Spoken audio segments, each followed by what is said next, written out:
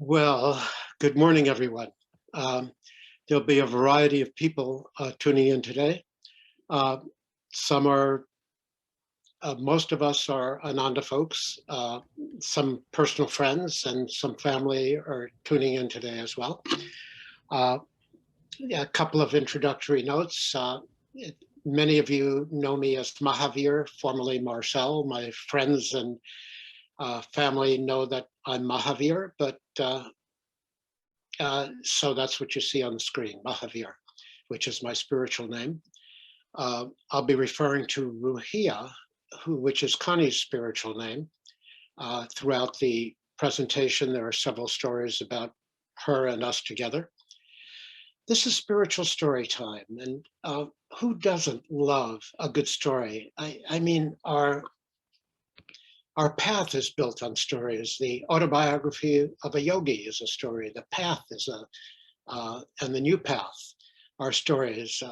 Stories have been told since before the advent of writing. Oral tradition is strong in all cultures, and especially cultures that have a religious basis. Indian theology is rich in stories. They're integral to culture and they dominate our spiritual literature. And we hear story from friends all day long. You ask a friend or a partner, how was your day? And there's a story that will ensue. You ask a child, how was your day? And they'll talk about school if they're talkative. All books, movies, TV shows are stories.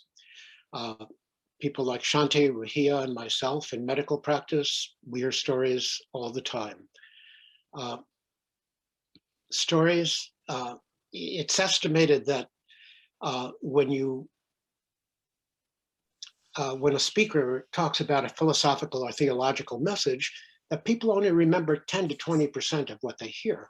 And that's true because I've asked, although sitting watching Sunday service when Asha or Shanti speak, we're inspired and uplifted in the moment.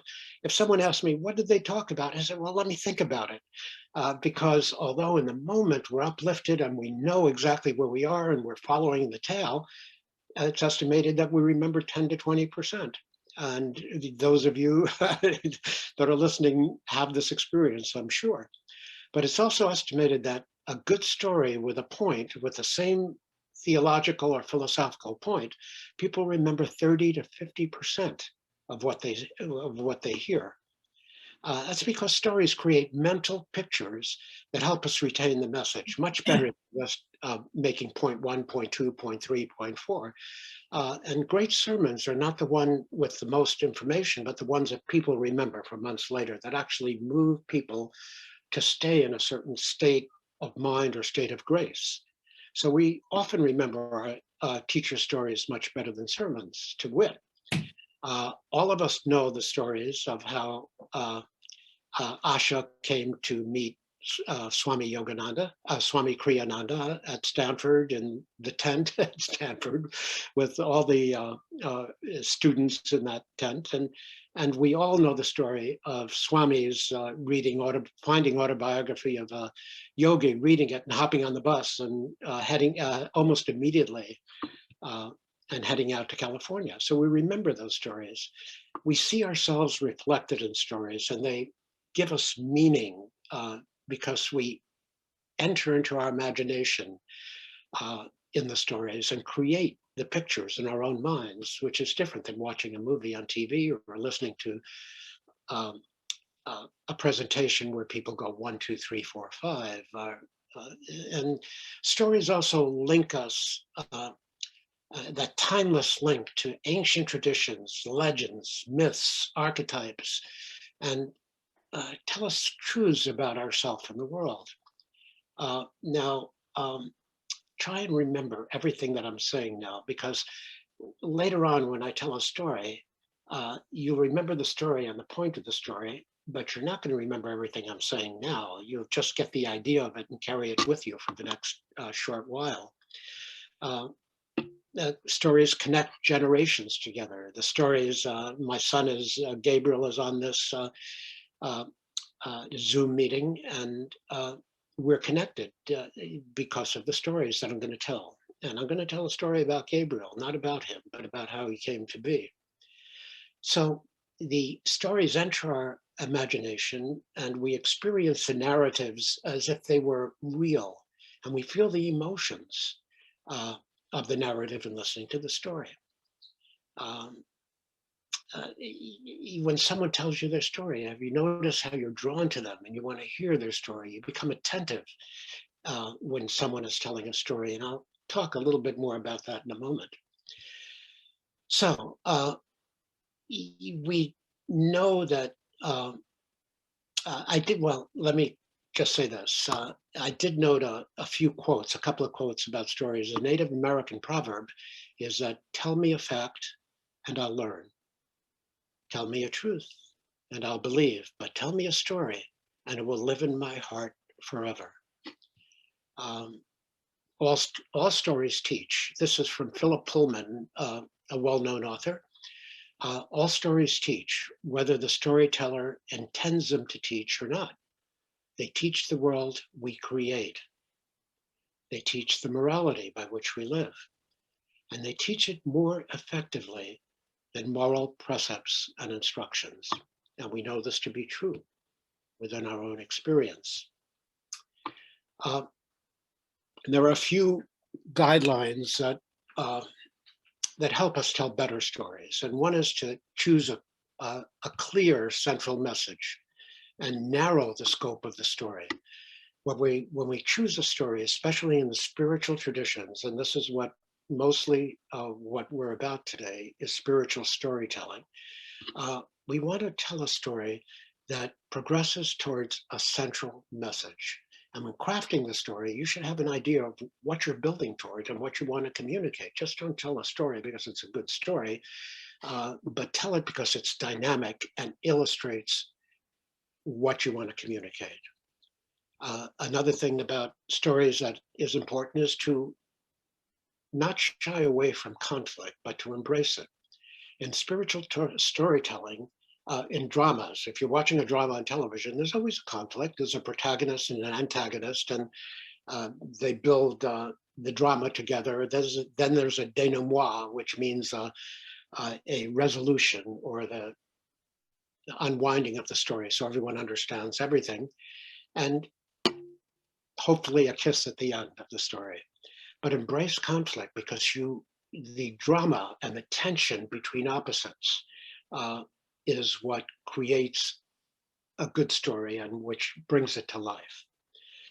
Have a clear structure. All stories have a beginning, middle, and end. The other thing is mine your personal experience. I'm going to talk about personal experiences because a couple of the stories I'm going to tell are indeed personal experiences that communicate a spiritual concept. But there are some certain rules. There are very important rules about using personal stories, which I'll tell you, which I'll elucidate in a little while.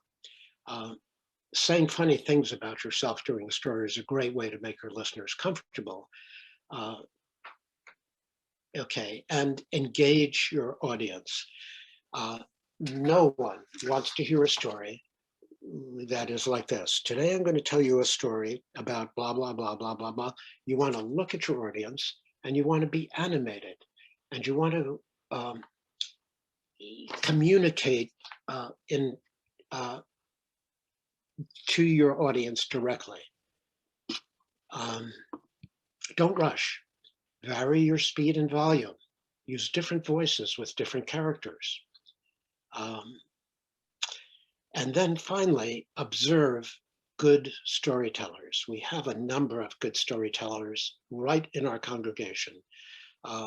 Shanti, Asha, and when you watch or listen to Swami Kriyananda telling stories, it's a delight to watch these people because our teachers are animated and they bring their full spate of expression to telling the story. Um, I'm going to today, as you all know, I'm going to illustrate some spiritual truths that are that stories portray. Uh, I mentioned that I was going to talk about personal stories because personal stories have a connection usually with the people you're telling a personal story to, and um, and I'll tell you, here's how I'm going to kick this off. Uh, as I said, this is about the truths of our past and the teachings of the particular path we at Ananda are on. But it also relates to spiritual paths in general, because what we go through at Ananda is not much different than other spiritual paths. We're all rays of that one light. In KSG group, we're reading Material Success Through Yoga Principles. Now, in chapter 8, there are Swami Kriyananda talks about the nature of reality. He says, quote, all things in creation are only vibrations of consciousness. Let me repeat that. All things in creation are only vibrations of consciousness. Now think about that. First of all, he's talking about God's consciousness, but you can extend that comment to include the collective consciousness and what we all bring into creation, both in our own lives, individually and collectively as a culture. In all societies and all cultures, especially here in Silicon Valley, we have a civilization that we've agreed that there are certain constants that we've established and these constants provide us with order, stability, coherence, and predictability. For example, tapping on this table is hard. Now, to almost all of humankind, we will agree that this is a solid table. But in reality, if we look more deeply into the substance of the table with a special microscope, we'll learn that the table is just a pulsating collection of vibrating atoms held together in table form by an electromagnetic field. If you're ever interested in reading more about this kind of description of reality, George Leonard, in an old book written in the 70s, The Silent Pulse, is a good book to pick up. The table is also a microcosm of how the planets are held together in a gravitational field. The atoms and molecules in this table are held together in a gravitational field held by electromagnetic energy. Now, I've always thought that Jesus was able to heal because he wasn't bound to the consciousness and reality belief system of his own contemporary society. He understood the energetic nature of reality as described by Swami. He was able to use his knowledge and upward connection to bring healing and bring order to the chaos of illness, to adjust the atoms and molecules of a sick person so that they returned to existence in a healthy relationship with each other. I could talk for a while about that because in our medical practice, we have used this to help bring normal function to some of our patients, but that's a different story. Let me tell a personal story that illustrates how our belief systems and material constructs about the nature of reality are conditioned by the society of which we are a part. I ask you to suspend your own ideas of reality for this. Now, back up a little bit. In the storytelling approach, I'm telling you in advance what to expect in the story. I've said this is a personal story of how our belief system and material constructs about the nature of reality are conditioned by the society of which we are a part. So I've already told you what the story is about. And this is an illustration of that point. And at the end, I'll provide another summary. When I was in the public relations field years ago as an environmental Green Panther, we learned that the way to get a story out is to issue a press conference first, that you're going to tell a story, that you're going to have an event. Then you issue a press conference for the event, and then you issue a summary press release. Press releases is what I mean. So you've gotten 3 bits of media from one event. So I'm telling you the story with an introduction. I'll tell you the story, then I'll do a summary at the end of the story, a recap of the story. And this is a story of how our son Gabriel came to be.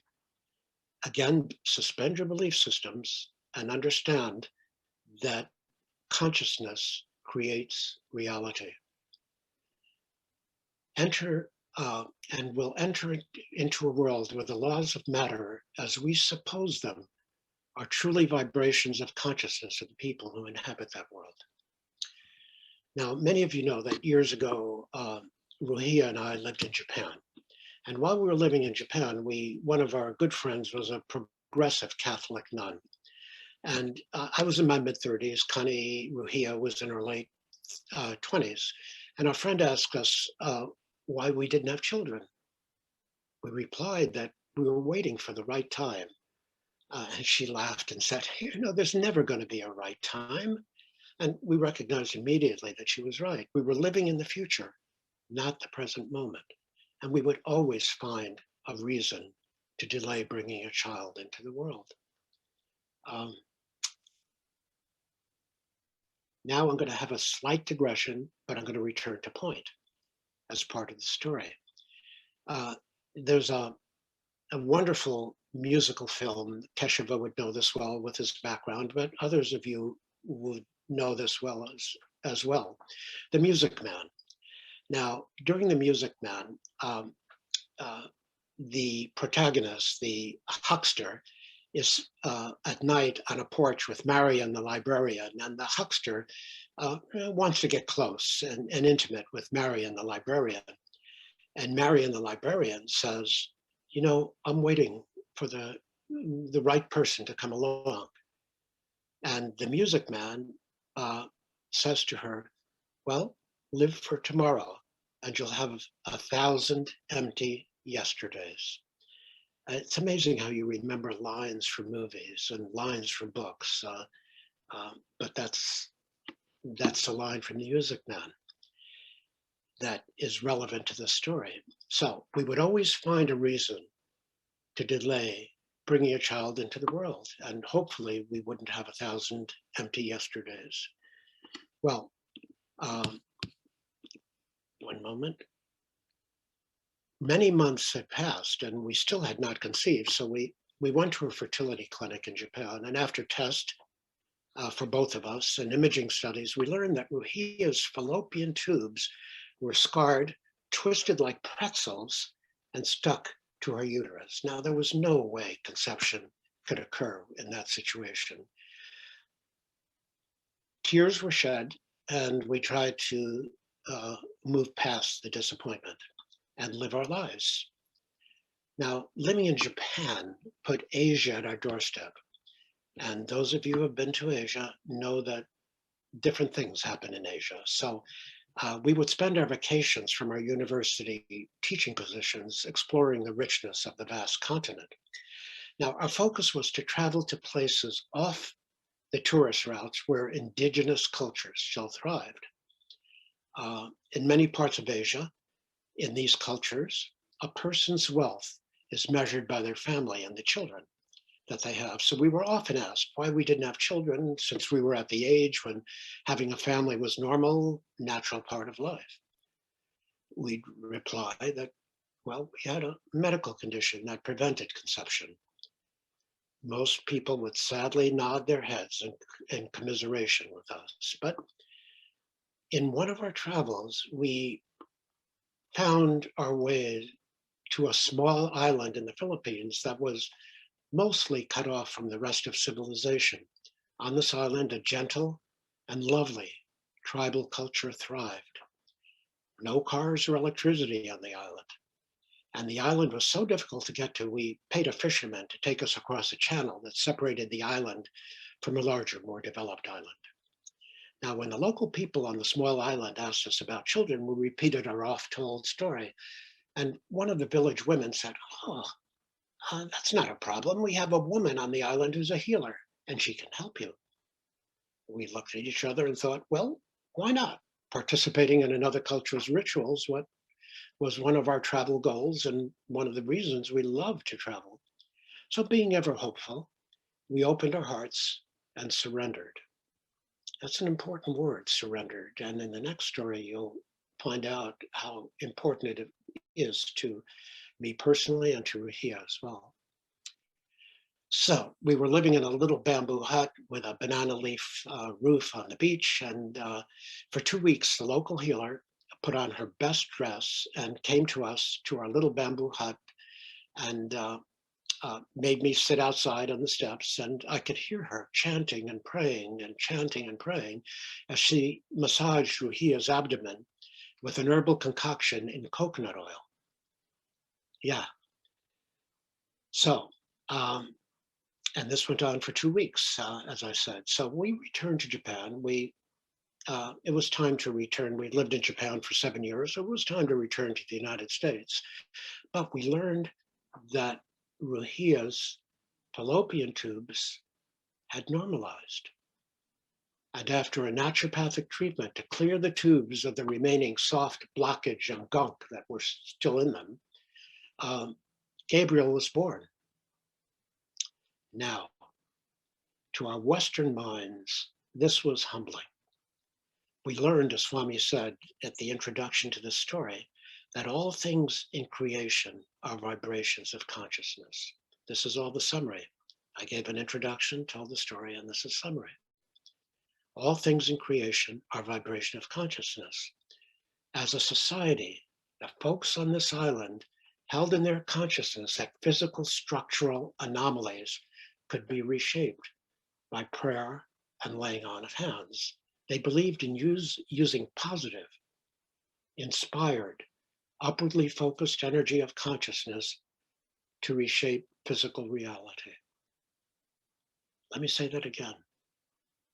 As a culture, this whole society on this island, it was the experience and belief system that using positive, inspired, upwardly focused energy of consciousness could reshape physical reality, just as Jesus had done.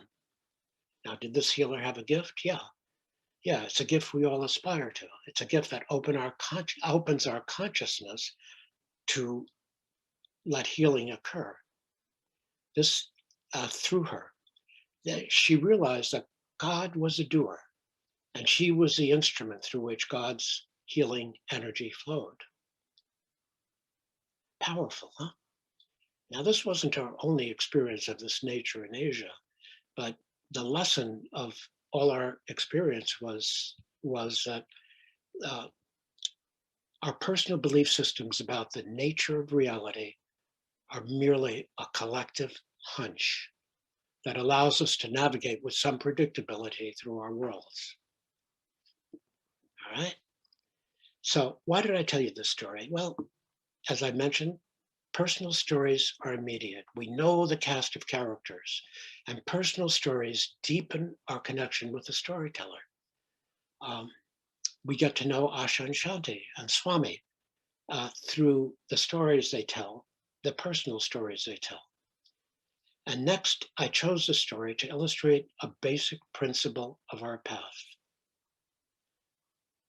The physical reality, the hardness of this table, the atoms and molecules which make up creation in general, are as malleable as silly putty. They're just manifestations of vibrations and our collective consciousness, of our collective consciousness. Good story, huh? Well, I'm going to tell you one more personal story, because this is a story about coming on the spiritual path. And listening to our teachers on this path, we've learned how their experiences have shaped their lives on the spiritual path through the stories they tell us.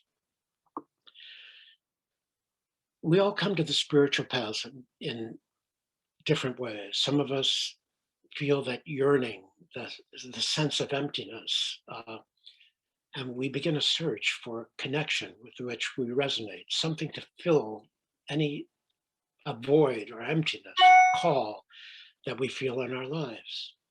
Other people have an aha experience that they stumble upon.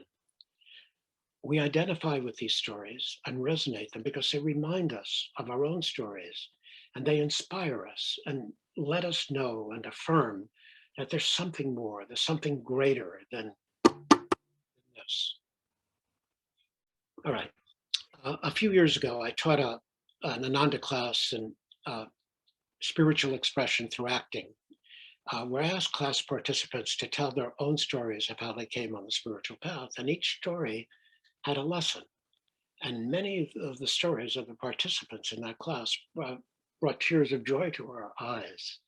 We cheered the storyteller on, and we were on the edge of our seats listening to their stories. And they filled us with hope and affirmation of our own path. And this is why we tell the stories. Now, why don't we tell personal stories more often?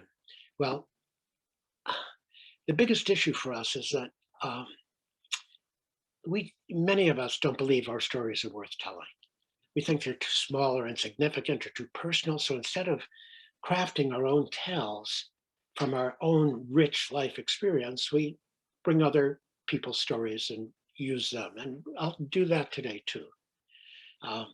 There are other stories that I'll bring in from some of the teachers of our path, as well as teachers from other paths. We also feel that our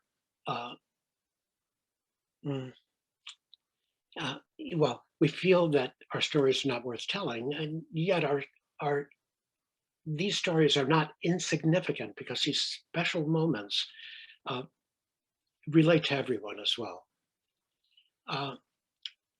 What is your story? What gives your meaning, your life meaning and purpose? How did you arrive at the spiritual place that you now stand? Was there a single moment or many?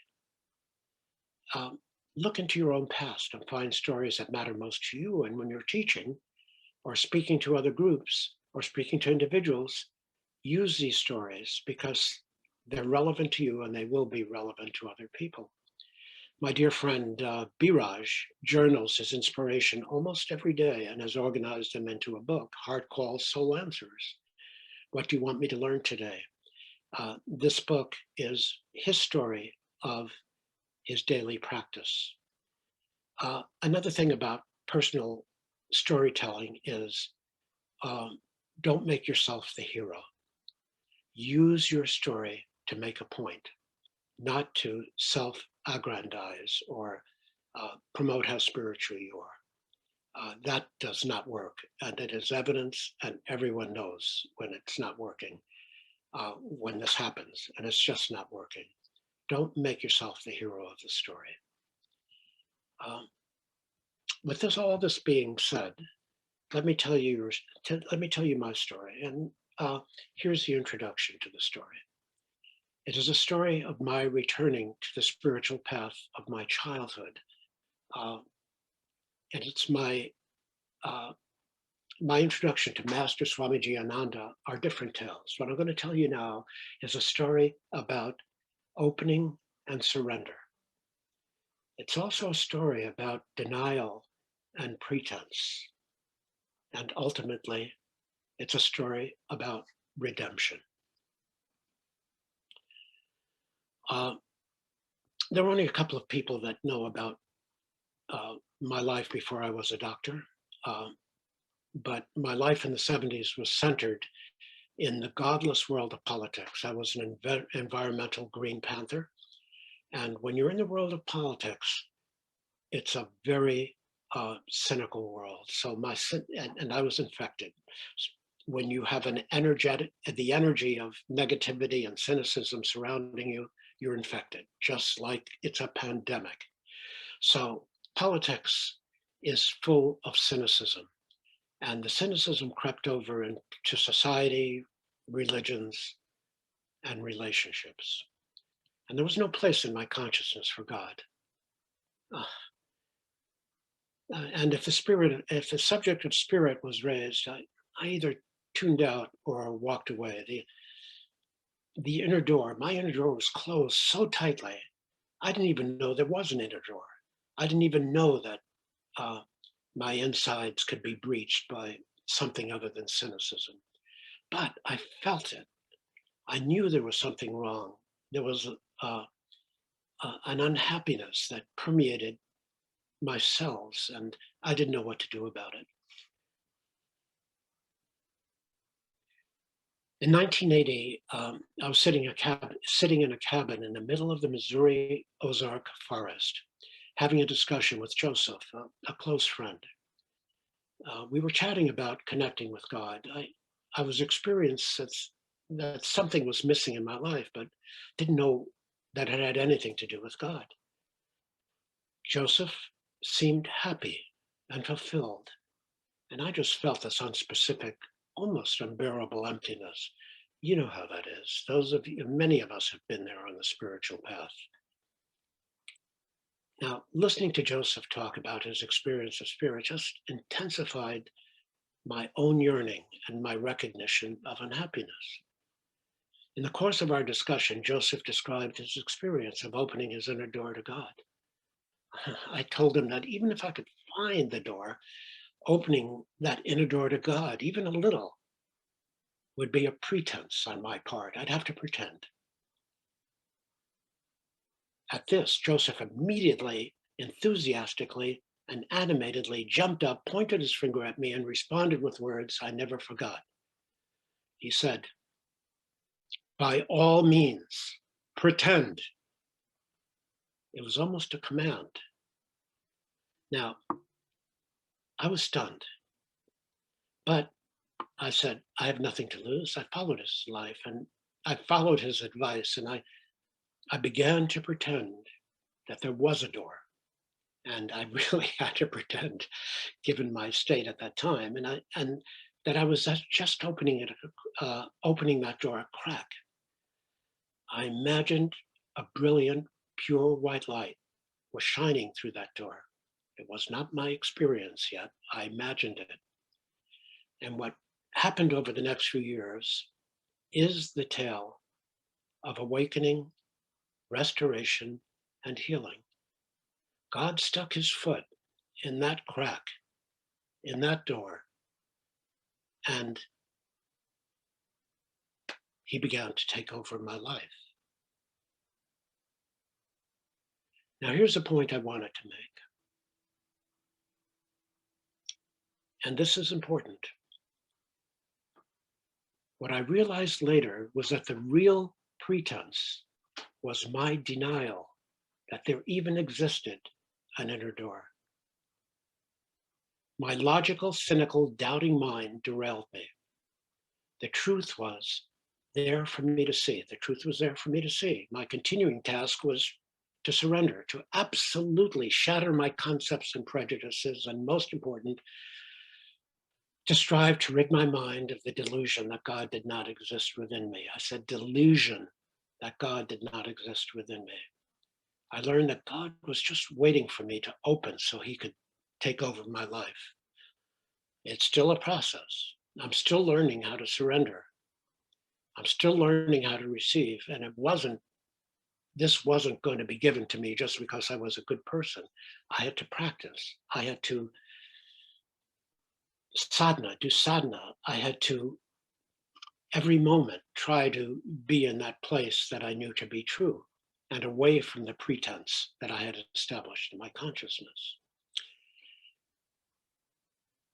Now, here's a story within a story, because a while ago, someone sent me a photo of a page of a book. One moment. Okay. Sorry about that. A while ago, someone sent me a photo of a page of a book that has, the author has remained anonymous, and I haven't been able to locate the source. Here's the quote: "There's no charity in spiritual work. It has solely to do with opening to receive. If you do not open to receive, you absolutely will not get it. So please try to find inside yourself a deep thing that wants. I have, after 38 years, a deep burning inside my heart that wants tremendously. It has always wanted tremendously. And until the day I die, I will want tremendously. And if I do not feel that hunger, then I will work until I feel my heart open very, very deeply. My wish is to grow. My only wish is to grow. And whatever else happens can happen, but that is strictly a byproduct of this wish inside of me to grow more conscious and to become more enlightened. Okay, so I've used another person's story to amplify my own personal story, and both stories illustrate the common experience of many seekers, especially as pertains to yearning, surrender, and openness, what we all are doing on the spiritual path. Yearning, recognizing the yearning, surrendering, and openness. I suspect because you're tuned in this morning that your experience is similar. Now, personal stories, before I leave personal stories, I'll make one more point. The personal stories help people understand that transformation of experience is possible for them as well. Many other stories that are more teaching stories and I'll read a few of them and recite a few of them as we go on, are not as personal. But when it's personal, it becomes possible for the listener. You know that it's possible for the listener, that the uplifting and part of the normal flow of life, it is part of the upliftment and normal flow of life when your energy is directed upward. So don't be afraid to use your personal experience to help people move closer to God. There are just a few rules. Don't make fun of anybody and take yourself out of the story as the hero. Make the points you're making the heroes of the story. Okay, let's see. This is a story that I'm going to tell you that Swamiji told, and I didn't read it. It was on a talk he gave, and it may be on one of the Ananda channels. But the introduction to the story is: did you ever wonder why people on many spiritual paths have spiritual icons in their home? If you walk into our home here, there's blessings, a sign that says blessings. There's the Swami's boatman. Behind me here is master. The master is a boatman on the boat. There's a painting by Jyotish over there. And, there's Babaji over there. There's an altar over there. We have these icons, and someone walks into the church and says, "Well, who are those guys on the altar, above the altar up there?" Kani calls those Rahia calls those the stern guys, the 5 stern guys, because they look pretty stern. And when a person asks, "Do you worship these people?" Now, what I respond is that having spiritual images like these are reminders of who we are and what we aspire to. When I look at the picture of Babaji, that's what I aspire to. When I look at Master or Swami's picture, that's what I aspire to reach their level of consciousness and follow their teachings, because that's what will help bring us to God. So we don't worship these guys, we only worship God. It's hard to explain these to people because You walk into a Catholic church and the crucifix is there, and we worship, and the Catholics worship Jesus. Um, to us, Jesus is an avatar, and we look to Jesus for guidance. Guidance, and we surrender to our gurus and the energy that they have brought to earth and left here, tangibly left here. We look to them to guide us through this lifetime so that we may uplift our consciousness and realize in ourselves what they realized in themselves. Swamiji tells a story that many years ago, a young man from India who was in America laughed as he told Swami how his grandmother, after listening to a spiritual talk on the radio, would place a flower on the radio, as though he chortled and made fun of her. The radio itself were aware of what it was transmitting. And Swami says that after he parted from the young man, he mulled over his words, and Swami thought that his grandmother's sensitivity was greater than the young man's. Granted, the radio itself wasn't aware, but how else could she demonstrate her gratitude to God outwardly for the truth she'd been hearing?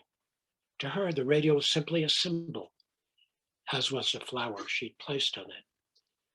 So when someone asks you about who the five guys are and why all these images are in our homes, you can answer simply, one, to remind us of who we are and where we're headed, and two, to be grateful and thankful for the energy that they have brought to earth that has allowed us to be at the point where we are now. Nice story, huh? Okay, let's see, 1, 2, 3, 4. I have to, I'm jumping around a little bit. Now, here's an important story. How many of you have ever been asked, how can you be joyful in such a chaotic world? Right? Or how can God allow such base human qualities to exist in his creation?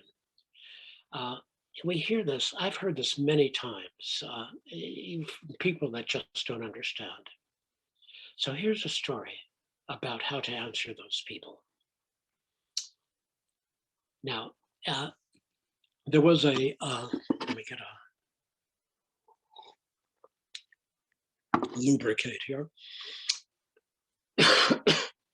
Okay, so a university professor in a theology class, and this was a university professor in a theology class who was not teaching theology per se, but was teaching his own concept of theology. So he asked the students a question: is everything that exists created by God? Now, the answer is obvious to us, of course. One student answered bravely, yeah, everything's created by God. Yes. The professor says, are you sure that he created everything? Oh, yes, sir, the student answered, somewhat perplexed, because to him this was a given. It was a constant principle. So the professor said, well, if God created everything, that means that God created evil. And according to this principle, the things we do determine who we are. That means God is evil. Now, the whole class gasped at this, and the student got really quiet and sat down, and the professor was very happy with himself. He boasted to the students that he had proved once again that God is merely a concept and is a myth created by human beings, and blah, blah, blah, blah, blah, blah. You've heard it all before. Another student raised his hand and said, can I ask you a question, Professor? And the professor said, of course. And the student got up and asked, Professor, does cold exist? And the professor said, of course cold exists. Don't you ever get cold? You get cold, right? And the students laughed at the question of the young man. And the young man, undeterred, answered, well, actually, sir, you know, cold does not exist. According to the laws of physics, what we consider to be cold, truthfully, is the absence of heat. You can study a person or a thing according to its ability to transfer energy. Absolute zero, which is minus 460 degrees, according to Fahrenheit, is a complete absence of heat. The whole substance becomes inert in this cold and unable to react in that temperature. Cold doesn't exist. We created that word to describe what we feel in the absence of heat. So the student continued. The class is very silent at this point. And the student says, Professor, does darkness exist? And the professor, undeterred, says, of course, darkness exists. Don't you experience that at night, huh? Well, you're wrong again, sir. The darkness doesn't exist, and you can see where I'm going with this. Darkness is actually the absence of light. We can study the light. For example, we can pass light through a prism and come up with all the colors, but we can't study the darkness. We can use, you can't measure the darkness, but we can measure the light. A simple ray of light can burst into the world of darkness and light it up. How can you find out how dark is some kind of space? Well, you find out by measuring the quantity of light emitted in that space. Darkness is an understanding which people use to describe something that happens in the absence of light. All right. Now we get back to the original question from the professor. The student asks the professor this time, Sir, does evil exist? And the professor is a little timid by now, and the class is gasping and wondering what's going on. And the professor answered, of course evil exists. As I've already said, I see it every day. Cruelty among people, lots of crimes and violence around the world. And these examples are nothing other than the existence of evil.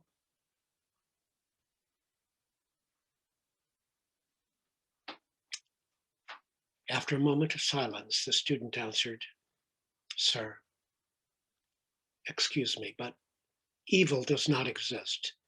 At least it doesn't exist in and of itself. Evil is just the absence of God. It is similar to darkness and cold, created by people to describe a state that exists in the absence of God. God didn't create evil. Evil is a result of the absence of godly love in a human heart. It's like the cold, which comes when there's no heat, or the darkness, which comes when there's no light. The student sat down. The entire class, including the professor, were speechless. The lesson of the story is obvious and explained very well in the story. So the next time someone mentions to you, how can God exist in this society, which is so evil and polluted in consciousness, you can answer, God exists.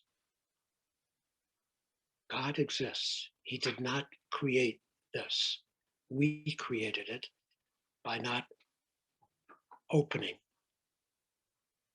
being receptive, and bringing into creation our highest vision, who we know ourselves to be.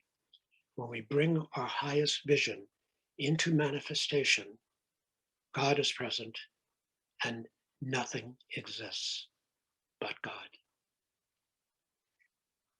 Nice story, huh? Okay. I'm scrolling through my stories here to get to the next one. Okay, let's see. All right. All right. This is a story that Swami tells. He tells a version of the story. And I'm going to give an introduction to the story again, like I've done other stories. Again, remember that when you tell a story, the introduction tells the theme, you tell the story, and then you repeat the theme at the end, and you're communicating three experiences of that story with one story. So this is a story about wanting God. A young man approached a monk who was meditating by a riverside. The young man said to the monk, "Master, I wish to be your disciple." The monk slowly turned to the young man and asked, "Why?" The young man thought for a moment and replied, "Because I want to find God." The monk suddenly jumped to his feet and grabbed the young man by the neck and dragged him to the river and plunged his head beneath the water. And he held it there. The monk was incredibly strong, and although the young man struggled to free himself, he could not. He could not. The young man grew desperate. And just when he thought he was about to drown, the monk pulled his head from the water. The young man spluttered and coughed and spit out water, and the monk just sat there quietly. And eventually the young man quieted and breathing. Finally, his breathing became still. The monk asked the young man, "Tell me what it is you most wanted when you were underwater." And the young man immediately replied, "Air." "Very well," said the monk. "Go home and come back to me when you want God as much as you wanted air while your head was underwater." Good point, huh? Many of us on the spiritual path say we're open to God and we want God. Now, it's true, that is our goal. But I myself am guilty of this too. I say it without the desperation, without the wanting, without the deep yearning that would come about if I were wanting air, without the equal amount of desperation almost. And the point of the story is that you want to have almost a desperation for the presence of God in your life as much as you have the air to breathe. There is no difference between the two. They're both survival things that we as human beings need. We need the presence of God in our lives that gives us purpose and meaning to continue living, and we need the air for our bodies to continue living. All right.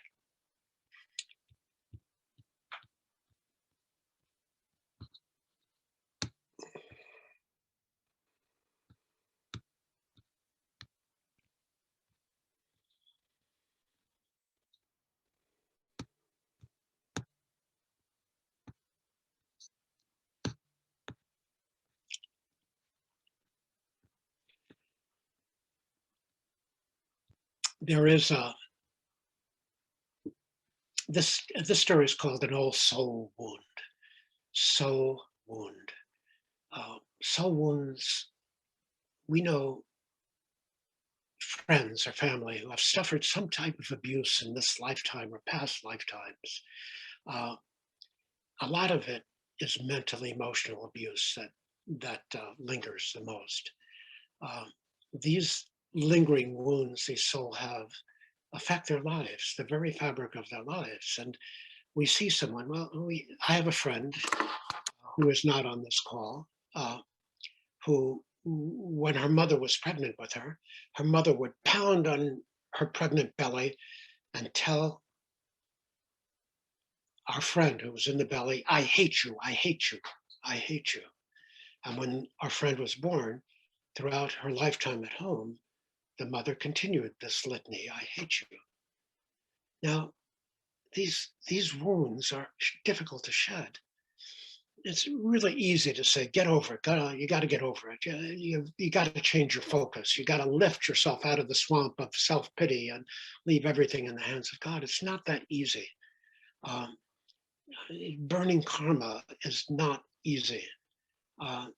It's like saying to a cancer patient to get over it. This is something that is a soul wound, that is a rent in the very fabric of their creation, and to sew up the rip in that fabric of creation uh, takes an extraordinary will uh, and an upward focus. And we have to realize that although the power exists within us all to sew up the soul wound, it may take lifetimes to do that. So here's a sad story. Now, one day, an old soul wound decided to destroy her host. She came to him in a dream and said, look at yourself and look around you. How do you live? I mean, you have only problems, inside and outside. Problems, problems, problems. And the host, undeterred, said, but I have the love of a wonderful woman. I love her. She loves me. I'm okay. But what can you offer her except your own problems? Oh, she'll leave you soon. No, she won't, the man said. She loves me. Now think about it. Is it possible to love you? You're a loser. No, that's the thing. If I didn't have problems inside and out, I wouldn't have doubts about her being with me, but I'm sure about her sincerity. Okay, says the soul wound, and think, if she's so wonderful, then do you deserve her? Doesn't she deserve a better life than with you? A mentally wounded loser with lots of problems. Now, this is a dialogue that goes on inside wounded people. This is not just a story. I know this to be true because, and of the work that I do, and also many of you know it to be true as well, that these soul wounds are deep and they continue to affect us throughout our lives. All right. So this all occurred during the night, and the man woke up from it, and he was in tears, and he called his loved one and told her that he doesn't deserve her love and that he's leaving her forever. And the pain and despair were so great that he died. So an angel met him arriving at the gate of heaven and said, you're going the other way, and escorted him to the gates of hell. Unhappy and amazed, he asked, why have you brought me here? I've committed the biggest sacrifice for love. And the angel turned to him and answered, the soul wounds serve only the devil. You will stay with the one that you have listened to. Now, of course, there's no devil and no hell, as thought about in many religious circles. There's only our own consciousness and the drifting away from God in our consciousness that creates hell. And that's an existentialist predicament. The existentialist predicament is that hell exists all around us and that hell is just other people. But the story serves to remind us that when we recognize the soul wound in ourselves, within this lifetime, we need to strive to resolve it like any other karmic debt, or we'll carry it into our next lifetime. And again, this is really a difficult thing. So to work out in one lifetime when you have a deep soul wound, like this friend of mine, and the soul wound that her mother inflicted upon her. So patience, understanding, love, support, encouragement, good vibrations. That's what we can give our friends and ourselves who are carrying these deep soul wounds. All right. Let's see, number 7. All right, let's take a little break from these stories. And here's a commercial announcement. And time for a commercial. Okay, so if you need to go get a drink of water or go to the bathroom, I'm just going to talk about God and humor. On April 21st, I'll be moderating, that means chairman, a humor night. And every year at Chela Bhavan, we have a staff meeting, and everybody comes. A lot of people come to that staff meeting, and it's wonderful food, wonderful stories, music, laughter, and we tell spiritual jokes. And it is the greatest fun. Well, we missed it this year because of the pandemic. So on April 21st, which is a Wednesday evening, I'm going to moderate the humor panel. So please attend and bring your jokes and bring your funny stories, and let's have fun. And do bring them. Don't be embarrassed to tell a joke or a funny story. We want to hear from you. I often say, I have said in a couple of our Kriya Satsang groups when people remain silent, is that the way to grow in spirit is to voice who you are and what you know to be true. When you voice it, it puts it out here. It takes it out of the mind, out of the ethers of the mind, and puts it right out in front where you can look at it, turn it around, and grow in spiritual expression. So April 21st. Now, the question is, does God have a sense of humor? And does God like laughter? And you all know the answer to that. This is why we have that humor evening, and why some of the stories of our teachers have humor behind them. Divine Mother wants us to be happy. We're her children. And just as a parent wants her child to be happy, we want our children to be happy. Humor is physically, mentally, and spiritually healthy. I wrote an article in last month's Pacific Naturopathic newsletter. Email me if you'd like to have a copy of it, about the mental, emotional, spiritual, and physical ramifications of humor and laughter. Now, it's said that we humans are the mediums through which God enjoys creation. So when we're happy and joyful, so is God. And Swami Kriyananda has said many times that one of the joys in his life was remembering the delight with which Master told jokes. And the way that Master's ministry has been presented to us has been very severe and regal, almost like the Pope, but Master had a delightful sense of humor and was laughing, and he was a bit of a practical joker. And I'll just spend a little time on some of his humor, just as an introduction to April 21st, and to take a break in the storytelling. Swami Kriyananda said that Master, with glee, repeated to him personally a compliment that Master received that tickled Master's funny bone. And Master, to those of you who are not Ananda people, is Yogananda. And the comment was, "Your teeth are like stars. They come out at night." And this made Master laugh. And of course, you can have the image of that. I don't need to explain the image. Now, this is a joke that Master told, and many of you have heard this joke. It's been told before in our ministry here.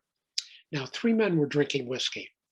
They were all members of British Isles. There, an Irishman, an Englishman, and a Scotchman. And they're sitting at the bar, and a fly flew into each of their glasses. Each of their glasses had a fly. The Irishman looked at it and tossed the fly out of his glass, losing half the whiskey in doing so.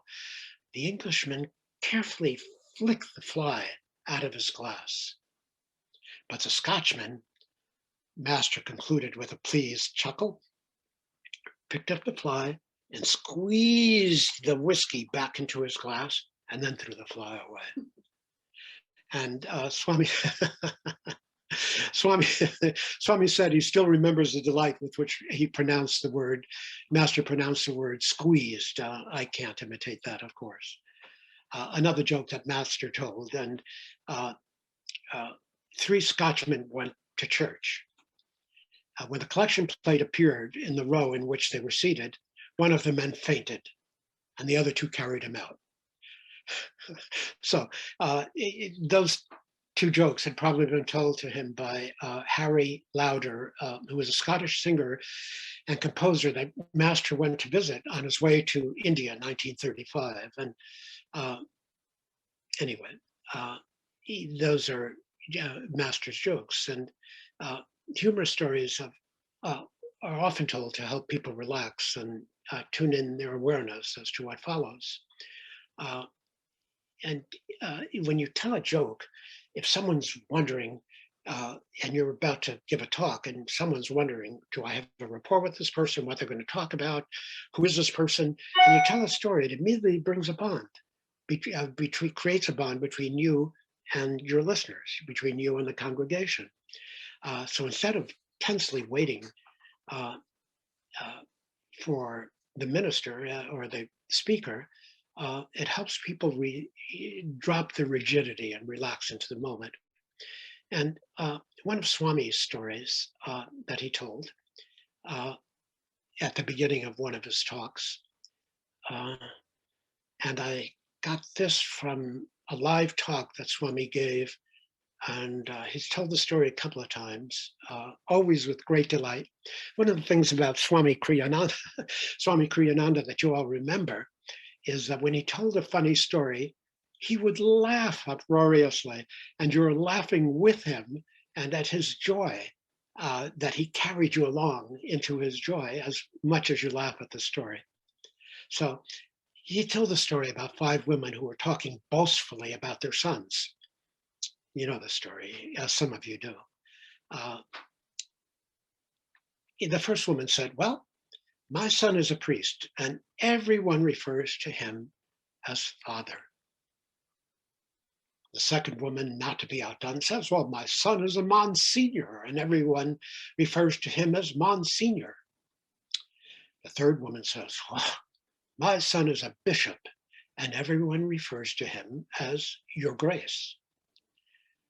The fourth woman says, well, my son is the Pope, and everyone refers to him as Your Holiness. And there was a silence. The fifth woman is very quiet, and the 4 other women turn their heads to her and look at her with expectation.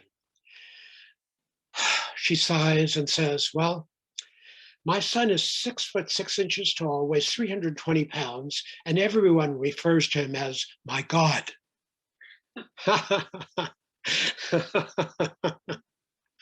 So that is one of the jokes or stories that Swami told when he would kick off his talks.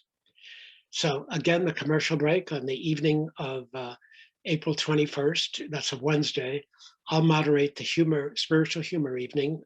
Keep your eye on the calendar for the link, the anandapaloalto.org calendar, and anyone can attend, but please bring some humor to share.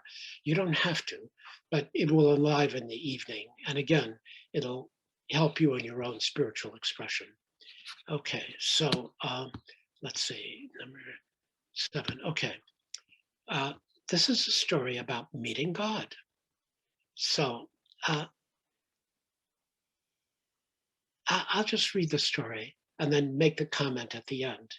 If I were to introduce this story, I would simply say at the beginning of the talk, okay, uh, and there was a congregation in front of me, all of you out there that want to meet God, raise your hands.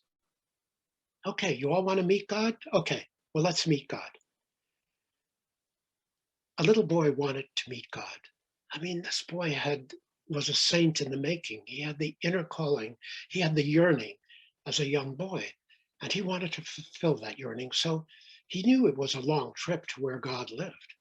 So he packed his little backpack with Twinkies. Parents, I got to talk to those parents, and a 6-pack of root beer. I definitely got to talk to those parents. All right. And he started on his journey. Well, he went about 3 blocks, and he got to a beautiful park, and he saw an old man sitting in the park, and the old man was kind of just in his own world, very inward, and staring at some pigeons. The boy sat down next to him, and the boy opened his suitcase. And the boy was about to take a drink from his root beer. Those 3 blocks, he got thirsty when he noticed the old man looking at him. And the old man looked hungry, so he offered him a Twinkie. And the old man gratefully accepted it, gave him a nice smile. And the old man's smile was so pleasant that the boy wanted to see it again. So he offered him a root beer. Again, he smiled at him, and even a bigger smile. And the boy was delighted. They sat there all afternoon, eating and smiling, but they never said a word. Now, as it grew dark, the boy realized how tired he was. Boy, this is a long day for him, and he got up to leave. But before he had gone more than a few steps, he turned around, looked at the old man, who was looking at him, and he ran back to the old man, gave him a hug, and he gave him the biggest smile ever. And the old man gave him the biggest smile ever, ear to ear smile to the boy. So the boy went back home. He opened the door to his own house a short time later, and his mother was surprised by the look of joy on his face. And she asked him, "What did you do today that made you so happy?" And he replied, "I had lunch with God." But before his mother could respond, he added, "And you know what? He's got the most beautiful smile I've ever seen." Meanwhile, the old man, also radiant with joy, walked with his cane back home, and the old man's son was stunned by the look of peace on the old man's face and said, "Dad, well, what did you do today that made you so happy?" And the old man replied, "I ate Twinkies in the park with God." However, before his son responded, he added, "And you know, he's much younger than I expected." So, of course, we underestimate the power of a smile, a kind word, a listening ear, and the smallest act of caring. But greater than that, part of our path, on the spiritual path that we have established and that our masters have established for us to follow, is that God exists in everyone. And it is our task to find that place where God exists and to relate God inside of us to the God inside of those people. Now, one of my own personal philosophical struggles has been, and might have put this at the beginning of the story, is that it's really difficult to find God in some people we come in contact with. For example, if you met Hitler, and that's the example I always give, how would you find God in Hitler? Swami Kriyananda said, you don't have to like the personality of the person, you just have to realize that God exists within them too, and it's just not being brought to the surface, not just not being manifested. But our task in on our path and where we're headed, where we're taught to go and where we want to go, is that when we interchange with another person, that we recognize, not with our eyes, not with our ears, but we connect and recognize God inside of us with the God inside of them, then every single relationship will be enhanced. Now, you can do this really easily in your life. We were talking about this the other day. Um, I forget who was talking about it, but going through the supermarket line, the checker there, who's an automatic, one thing, another, if you say a kind word, look into their eyes and smile, uh, there's a different exchange that takes place energetically between you. Whether or not that person recognizes it or not, you have communicated something that that person will feel and understand.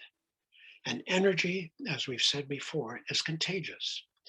You communicate a positive energy from the highest place of your vision out into the world to other people, they will experience that, especially if that person is in their God space, close to their highest vision as possible. That's where we all aspire, what we all aspire to. That's where we all want to go.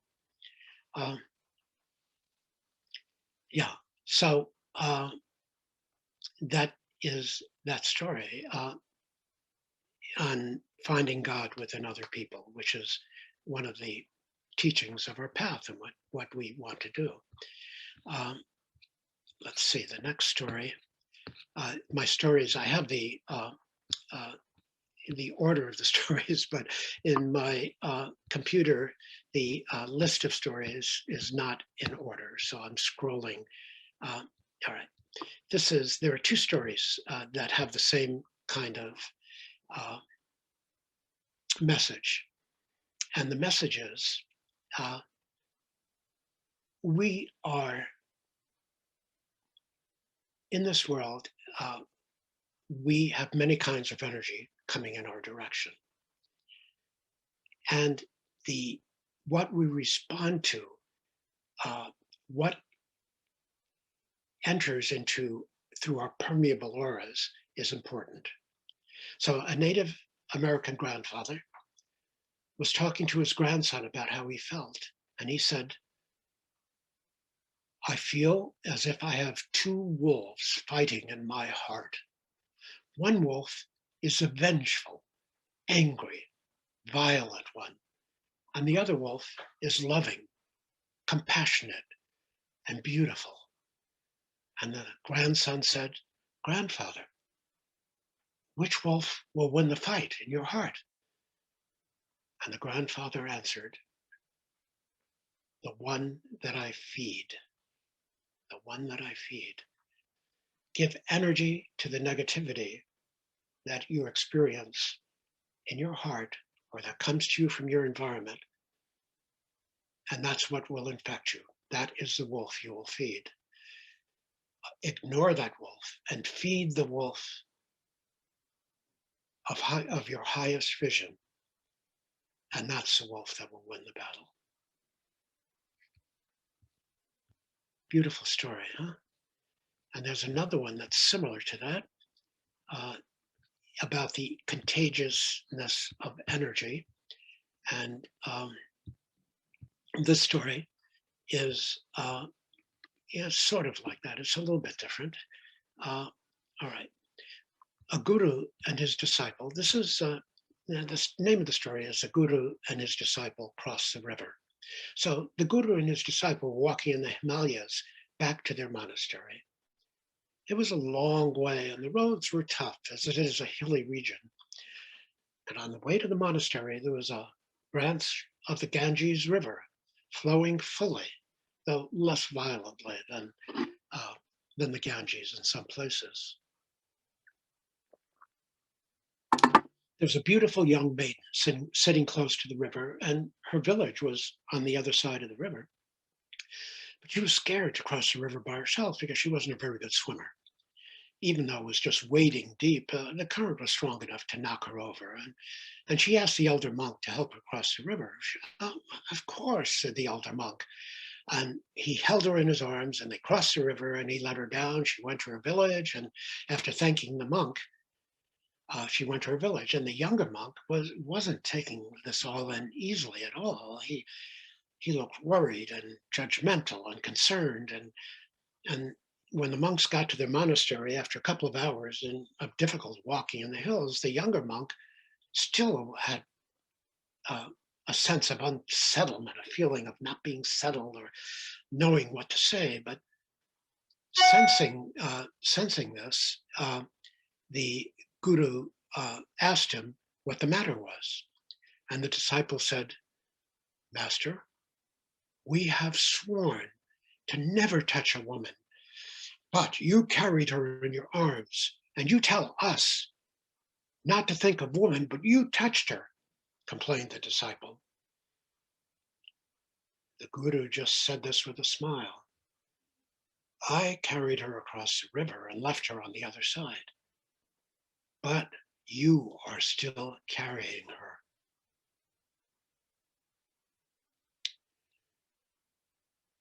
So, you can interpret the story on your own, but how often do you carry energy that you should not be carrying, or that you should have left on the other side of the river? You just leave it there. You don't continue to carry it. All right. This is a beautiful story. It's called the necklace story, and this is one of my favorite stories. This is a story about illusion and delusion and reality. And how do you come to separate delusion and illusion from reality?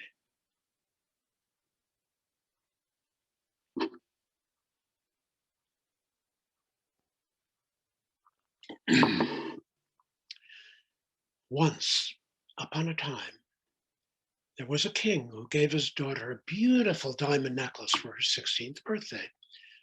And unfortunately, in some way, the necklace was lost. So an announcement was made in the kingdom that there's a reward of 5,000 gold coins. Must have been a really beautiful diamond necklace, huh? For anyone who found the necklace and returned it to the princess. Well, people searched high and low in every possible place it could be, in the palace, in the jungles, in the homes. They still couldn't find the necklace. But one day a man was walking to his home. And along the way, he had to pass along for a while a dirty, filthy, smelly river full of effluvia. It wasn't a nice river.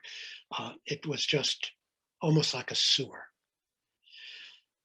But something caught his eye. There was something shimmering in the river. What do you think it was? With a gasp, he realized it was the diamond necklace the entire kingdom was searching for. He was ecstatic because he knew that the reward would soon be his, and he stuck his hand in the filthy river, but it eluded his grasp. As soon as he stuck his hand in, he couldn't grasp it. So he went more deeply up to his shoulder, and still again it eluded his grasp. Again and again he tried to grasp the necklace, but he couldn't retrieve it from the river. He just sighed, got depressed, wondering what was going on, and he walked home. He didn't sleep that night thinking about the necklace, and he was a poor man, so the 5,000 gold coins would have changed his experience and his family's experience of life. So he returned to the river the next day. The necklace was still there, but he was ever more determined to get it. Although the river was absolutely disgusting, more disgusting than the previous day, he stripped to his loincloth and plunged into that vile river nevertheless. He was immediately covered in filth, and he searched everywhere, but still failed to retrieve the necklace. He was totally bewildered, depressed, and reeking with terrible odor, and he came out on the bank and sat on the bank and started to wipe off the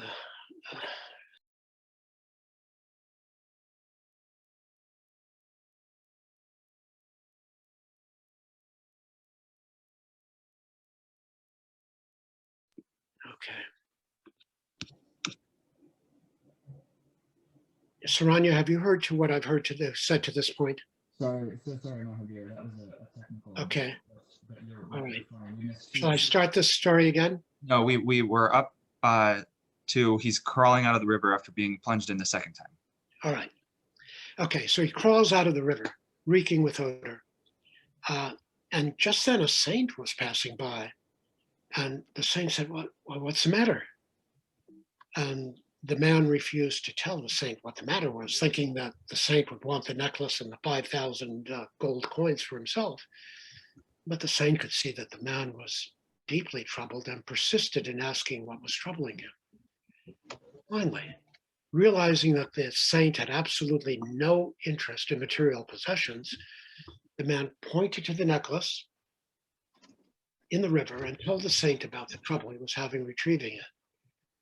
The saint understood the problem, smiled, and said to the man, "Look upwards." So instead of looking into the putrid river, when the man looked upward, he saw that the necklace was dangling from the branch of a tree, and he realized all the time he had been trying to capture a mere reflection of the necklace. Now, this type of story, like the images in Plato's cave, the shadows on the wall, is common in spiritual literature, that we keep our eyes earthbound and into the material world instead of looking to the origin of creation, which is upward. And that and material happiness is a reflection of the true spiritual world. If you're looking for happiness in the material world, it is fleeting, it is delusion, it is elusive, you'll never get it. Little things may make you happy for a short while, but that'll pass. Where is true and lasting happiness? We're not going to find it in a diamond necklace. The happiness that we all want on this path, we cast our eyes upwards or inwards to that inner door and lift our eyes from the delusion that surrounds us. Isn't that true? All right. Okay. So all stories have a beginning, a middle, and an end. And they all have a lesson in this particular class today. Here's a story of Master, that Master told, rather. Let's see. So he told the story about a church and where there was a lot of prejudice. Remember that Master passed in 52, so we still had a lot of racial prejudice. Although we look at today's world, and we hope we've made progress along this line. Anyway, there was a black janitor who always wanted to sit in the pews of the white church. And Master said, I don't know why they call them black and white, because when you remove the skin, they all look red and horrible. So the minister, anyway, the minister of this church was a good man. He didn't dare let the black man sit there. He said, if you sit here, there won't be any congregation. All the white people will leave, said the minister. And the minister promised him that one day he'd let him sit in the church, but he couldn't dare keep his promise because it was so long ago and there was so much prejudice. So when people in the congregation found out about this, that the minister wanted to seat a black person in the white pews, they threatened to leave the church, which would have left the minister without a congregation. So the black man, the African American, we say now, cast it during his prayers one evening. He cast his eyes to heaven and he said, "Please tell me, Lord Jesus, why I can't sit in the pews of the church." And he was crying. But Christ decided to appear to him And Christ said, well, don't be grieved about it. This church has been created for 3 years, hasn't it? And the man said, yes. I've been trying to get inside that church for 3 years and I've not been able to. So, of course, this has a lesson, and it's beyond the lesson, the obvious lesson of race. It's the obvious lesson of, in our sacred spaces, creating a place for God to be present, to make it sacred. And as Master said, when you remove the skin, we're all the same. There's no such thing as black and white. And it's a sad story because we all most of the older ones of us come from that generation. I still remember going to school in the South, the separate bathrooms and the separation on the trains and buses during the 1950s. So, all right. So that is one of Master's stories. Let's see. Hopefully you're all enjoying these stories, and if you'd like any of them, just let me know, and I'll happy to send you the copy. This is a famous story. It's been told in many different spiritual paths, and you'll recognize it as soon as I start to tell it. And it's about but the ending's a little bit different, and than you've heard it before. The ending is the same, but the interpretation may be a little bit different. All right. There were 6 blind men who wanted to find out what an elephant was. And the first blind man touched the legs of the elephant. And being a blind man, he could only touch, and he came to the conclusion that the elephant's like a big pillar on a tree or a temple column. It's straight and round and long and strong, and it has thickness. Well, the second man touched the tail of the elephant and came to the conclusion that the elephant's like a rope with a brush at the end of it, and it can move left and right and very easily in the air. The third man touched the ear of the elephant and said, ooh, the elephant is a flat animal like a hand or a fan. The fourth man, who had touched only the trunk of the elephant, said, the elephant's like a snake or a tree branch, rough on the surface and is hollow on the inside. Now the fifth man, who touched its belly, said, an elephant's like a big wall, but with curves here and there. And the sixth man, who had touched only the tusk, said, an elephant's like a pipe or a spear with a point at the end, and it's really strong and solid. And they had a disagreement.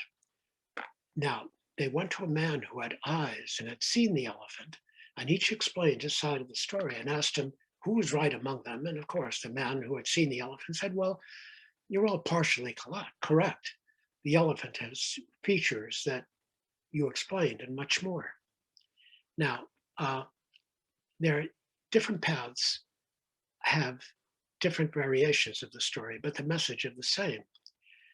Rumi said that the moral of the story, which is the Sufi poet and mystic, Rumi said that the moral of the story is that the sensual eye is just like the palm of a hand. The palm of a hand has not the means of covering the whole of the beast. In order to cover the whole of the beast, you have to take it in with your whole eye. In Paramhansa Yogananda's words, the moral of the story is, he who has seen the Lord in one particular way limits the Lord to that alone, and he thinks of nothing else. The Lord is beyond the experience. The Lord is multidimensional and beyond the experience of having a blindness or just one dimension. And a spiritual teacher named Werner Heisenberg said, The moral of the story is this. What we have to remember is that we observe is not nature itself, but nature exposed to our method of questioning. The method of questioning of each of the blind men was different. And the true nature is beyond, is more of a transcendental thing. So to know God, you do not rely on the senses. You open your heart and experience God in all its complexity, all the curves, all his or her complexity, all the curves, and still you only have an inkling of the vastness of God. All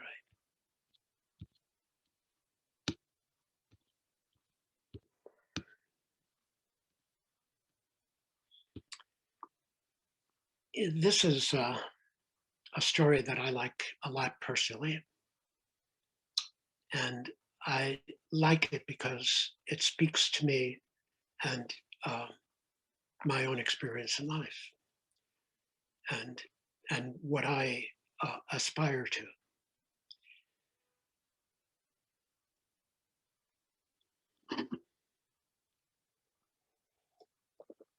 And on our path, it's what we all aspire to. All right.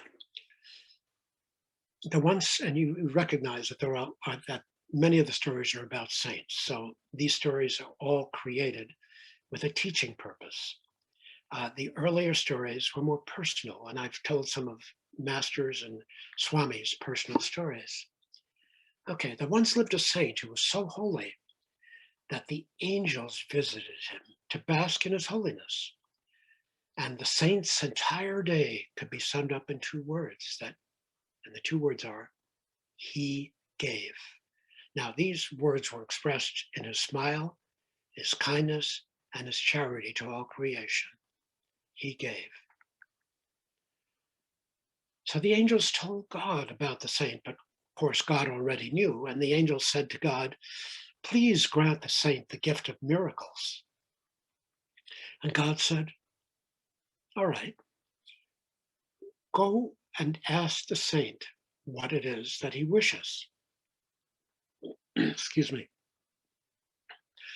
So the angels went to the saint and they said, we're here to grant you the gift of miracles.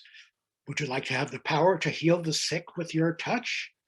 I mean, who doesn't want that power to heal the sick with your touch? Oh boy, what a gift that would be. But the saint answered, no. Let God do that. That's God's job.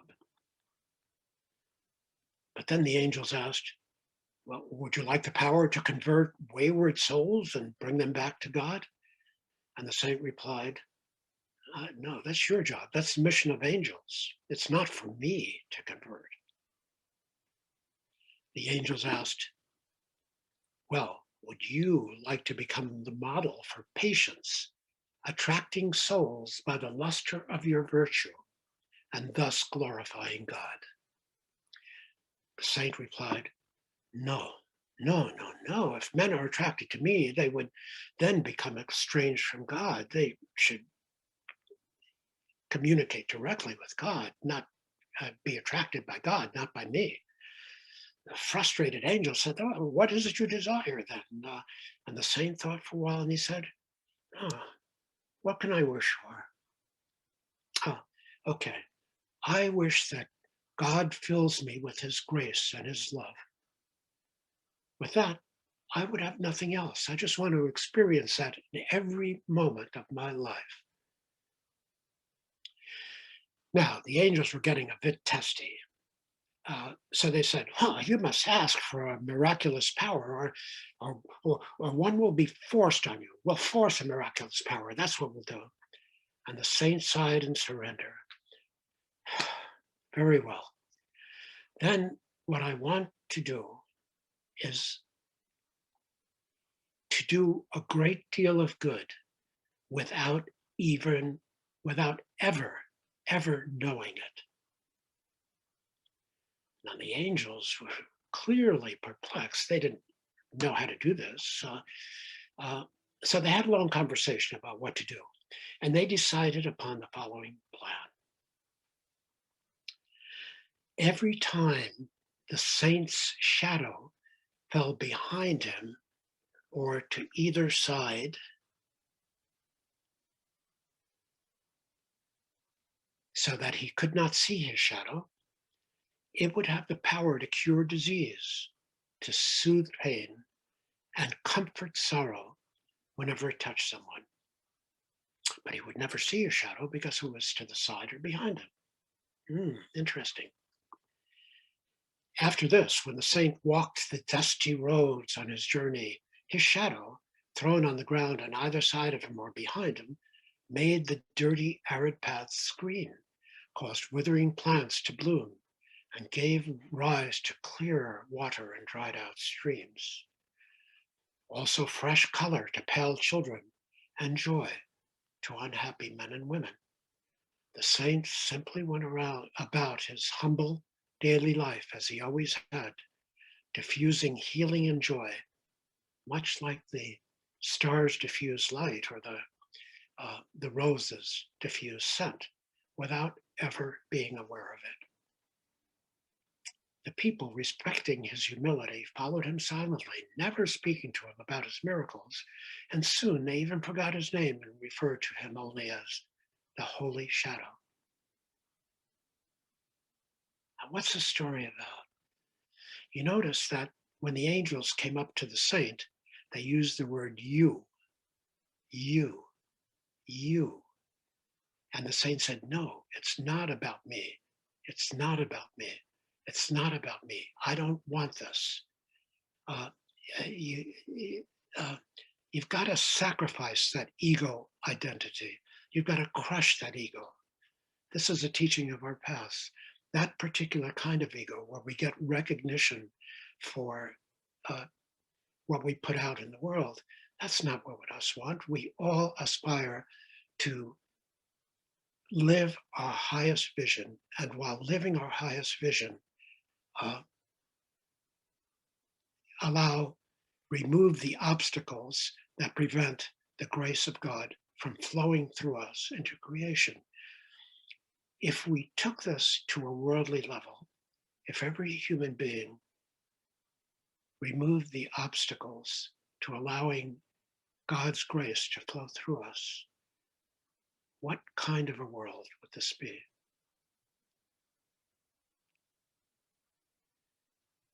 By annihilating this type of ego, we allow the opportunity for God to flow through us all, individually and eventually collectively. And then we belong wholly to God, and we ourselves can become the holy shadow.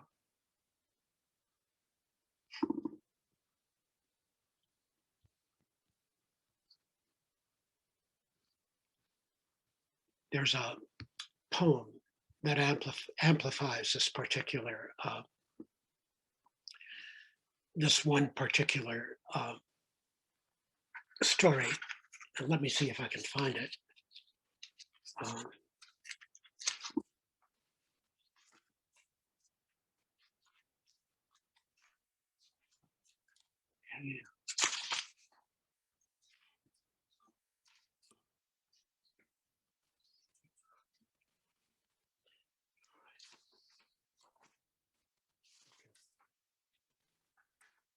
This poem is called The Man of Dao. The Man of Dao is a Taoist parable. And this is on paper, so I'll need to pick it up. The Man of Dao is a Taoist parable from the writing of Chuangzi, who was an influential Chinese philosopher and lived around the 4th century BC. The Man of Dao acts without impediment. He harms no other being by his actions, yet he does not know himself to be kind and gentle. He does not struggle to make money, but he does not make a virtue of poverty. He goes on about his way without relying on others, and he does not pride himself on walking alone. The man of Dao remains unknown. Perfect virtue produces nothing. No self is the true self, and the greatest man is nobody. Would you like to hear that again? Oh, I bet you would. Okay. The man of Dao acts without impediment. He harms no other being by his actions, yet he does not know himself to be kind and gentle. He does not struggle to make money, and he does not make a virtue of poverty. He goes on without relying on others, and he does not pride himself on walking alone. The man of Dao remains unknown. Perfect virtue produces nothing. No self is a true self, and the greatest man is nobody. Much like the saint, much like the holy shadow, the man of Dao doesn't see his shadow. He's oblivious to his own ego. He just brings the presence of God into creation, and that is all he does. All right.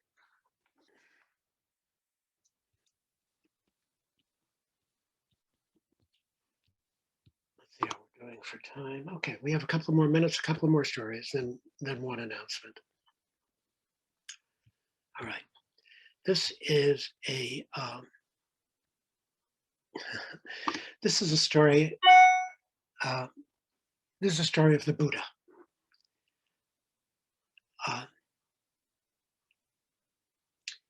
One day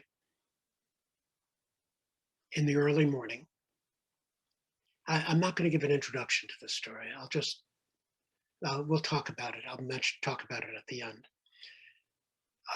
But every story that I'm reading today has to do with the teachings of our path, if you've noticed.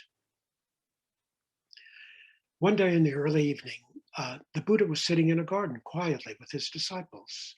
A man arrived silently and stood in the shadows. That man was a great devotee of Lord Rama. He had built many temples across the country, and he had devoted many years to the service of Lord Rama. He would always chant Rama's name and contemplate on Rama's greatness. He was old and close to his last years, even after many years of dedicated spiritual effort. He had not yet realized God.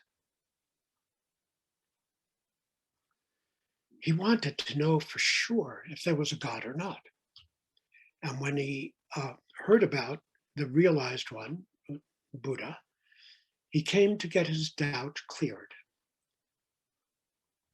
When he felt no one would notice him talking to the Buddha, he asked him, "Oh, enlightened one, please tell me the truth, and the truth only. Is there a God?" Buddha, from his intuition, knew that the man was a great devotee of Lord Rama. He looked at the man with seriousness and said, "No, my friend, there is no God." Buddha's disciples were gathered and were very relieved and joyous finally to know the truth, that there was no God. So they all started muttering among themselves, sharing what the Buddha had just told the devotee of Lord Rama. And whenever a disciple had asked that question to Buddha, he would become silent in the past. So they had never known until that moment about the existence of God. So Buddha's words spread through the whole town and through the whole kingdom, and the whole town was celebrating the day on which the truth of no God was revealed by the enlightened one. Well, they were finally free of the ideas of hell and heaven and somebody sitting up there to judge one's actions. Well, it was getting late in the evening, and once again the disciples came back and sat around the Buddha. And there was a materialist who had been an atheist all his life. He had convinced thousands of people that there was no God. He was a bright man, intelligent man, and intelligent people often use great rhetoric to convince people about the existence of God if they're atheists. So he used to go to the priests and scholars, and he'd defeat them in logical arguments about the existence of God. He too was getting old, and little suspicion rose in him. Well, what if there is a God? Have I wasted my life to spread the no God message if there is a God? So this really was started to bother him. So he went to the Buddha. He was eaten by doubt, and he sat at the feet of the Buddha, and he asked him, they say you are enlightened. Please tell me if there is a God. He almost demanded it, but in him was that little opening of doubt at last. The Buddha, knowing the man to be an atheist, and the man was rather famous within the town, with a firm voice, he said with a firm voice and firm conviction, yes, of course there is a God. Now, Buddha's disciples were a mess. They went back to the confusion of the previous, that they had previously, because Buddha, the enlightened one, had given two different answers to two different people. So what is the story? All right. Belief, listen to that word, that there is a God, or belief that there is no God, are both equally irrelevant, useless. One has to realize the truth in themselves with diligent self-effort. You don't have a belief system about that. You have a knowing about that. The enlightened one, the Buddha, told each of them what they had to know in order for them to get stronger on their spiritual quest. Ruhia tells a story about Carl Jung, and Carl Jung, when in the later stages of his life, and this is online, this interview is online, you can easily find it. And Carl Jung was asked, do you believe in God? And Carl Jung said, I don't believe in God. I know that God exists. So the belief in God is irrelevant. This is what we look for inside ourselves. So let me see if we have time for one more story. Let's see if I have a short one up here that I can tell you. All right.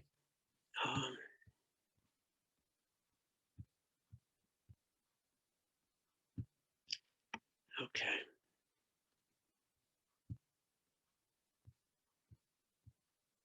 All right. This is the last story, and then I'll make an announcement. How to talk to God. Well, how do you talk with God? Well, we know in prayers and in Masters, in Whispers from Eternity, Masters tells us to speak with your Heavenly Father with the love and respect a child might do with his earthly parents. But you're firm with God. You can be a naughty child with God if you want to, because there are certain demands you can make of God as a child makes demands of their parents. And within a cultural context, we would offer to serve God as we would serve our earthly parents. So this is the Rabbi and the Shepherd, and this is one of Rumi's most famous stories. One day, a rabbi overheard a shepherd talking familiarly to God. The shepherd wanted to help God wherever he was. He wanted to wash God's clothes. He wanted to pick the lice off God's body. He wanted to anoint God's hands and feet at bedtime. He wanted to offer his love and respect to God in the only ways that he knew. This was the shepherd's highest vision. And he expressed these avenues of service, concluding, Lord, let me know how I may serve. I'll do anything. Now, the rabbi was horrified. Who on earth did the shepherd imagine that he was talking to? Was he talking to the creator of heaven and earth? It sounded like he was talking to his uncle. So the rabbi scolded the shepherd. The shepherd was stunned. After all, the rabbi was a holy man and he must be right. The shepherd repented and wandered disconsolately off into the desert, leaving home and familiar surroundings. But God rebuked the rabbi. God did not want orthodox, oft-repeated, tired words and prayers, but he wanted true devotion. God wanted burning love and humility. He reminded the rabbi that there were no correct ways of talking about or to God, except that the thoughts and the words came from the depth of being. For us, this story means that whatever seems the most respectful and effective for you and your personal relationship with God is absolutely fine. Keep calling him. Keep calling him. Keep calling him. He will reply. And you can pray with your eyes open and your head high, and it's just as fine and common and to pray silently to yourself. God hears your prayers, whether they're silent or loud. Okay, I've hoped you've enjoyed my this day of spiritual stories. If you'd like more of these, there might be a time where we could get together and some of you could tell your own stories and we could listen to your stories as well. You remember that these spiritual stories are great ways of communicating truths, taking yourself out of the picture, taking your ego out of the picture, and communicating something you know in your heart, in your being, to be from your highest vision. And I will remind you one more time for the April 21st evening of humor. And during this talk, Lakshmi sent me a message that said April 21st on it, and I didn't look at it. So just look at the calendar, nandopaloalto.org, and the humor evening that I'll help moderate will be there if Lakshmi has changed it. I thank you all for being here today, and let's tell our stories with love and joy and blessings to you all. Thank you, Keshava, for bringing this all together. Thank you so much, Mahavir. That was wonderful. And just because I think I know what's in the content of that email, because April 21st is the anniversary of Swami's Moksha Day, we'll probably just move that wonderful humor night to the following week, the 28th. Okay. Yeah. Okay, great. So Okay. we hope everyone can join us then, because this was a whole lot of fun. Thank you so much, Mahavir. Thank you so much, Mahavir. This has been fabulous. A great way to start the week. Blessings to you all and much joy to you.